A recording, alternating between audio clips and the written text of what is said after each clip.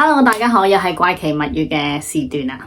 咁咧今日咧，我想分享一下咧，其實我哋嘅行為，其實咧好多人自己都係啦，我都係人啊嘛，係咪？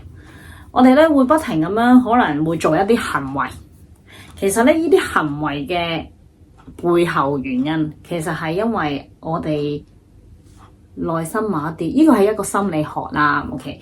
因為我哋心理裏邊某啲嘢而產生某一啲行為動作出嚟，而可能呢啲行為動作去反映俾自己睇到啦，咁樣可以舉個例啦。舉個例咧，譬如如果係喺心理學上啦，呢個係一個心理反射啊嘛，OK？舉個例，A 君好唔中意B 君咁樣啦，OK？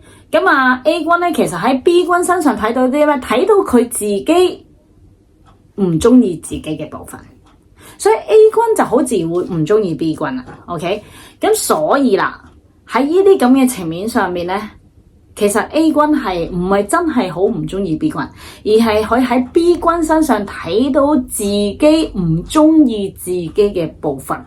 咁所以啦，呢個就係同我哋嘅心理有關係啦。咁所以就會導致某一啲行為呈現出嚟。我舉個例，可能 A 君咧就唔中意 B 君好大聲講嘢咁樣啦吓。舉個例咁樣。咁其實 A 君可能對住人嘅時候，其實都係成日都好大聲講嘢。但係當人哋話俾佢聽嘅時候，喂，你唔好咁大聲講嘢啊 ！A 君就覺得我邊度大聲講嘢啫，即係類似啦吓。咁所以呢啲咪就係我哋自己一啲反射區嚟嘅咯。所以點解有時我哋人與人之間啦，我哋會見到某人某事咁樣嘅時候，可能我哋對某一個人，其實我哋唔識佢啊，或者某件事我哋都唔係幾理解嘅時候，但係我哋對嗰樣嘢冇乜好感，或者呈現一啲唔中意嘅態度，其實唔係冇原因嘅，所有嘢咧都有原因嘅。咁只不過我哋去唔去理解呢個背後嘅原因係啲咩？咁呢個先係我哋要嚟到呢個世界，喺個地球上我哋要理解嘅地方咯。咁如果大家咧真係好想去理解下自己啊，因為其實呢個世界好多人都唔了解自己噶嘛，就真係去了解下自己，究竟可能做任何嘢好，或者打份工都好。有啲人咧好辛苦好勞碌去打工，咁究竟點解咧？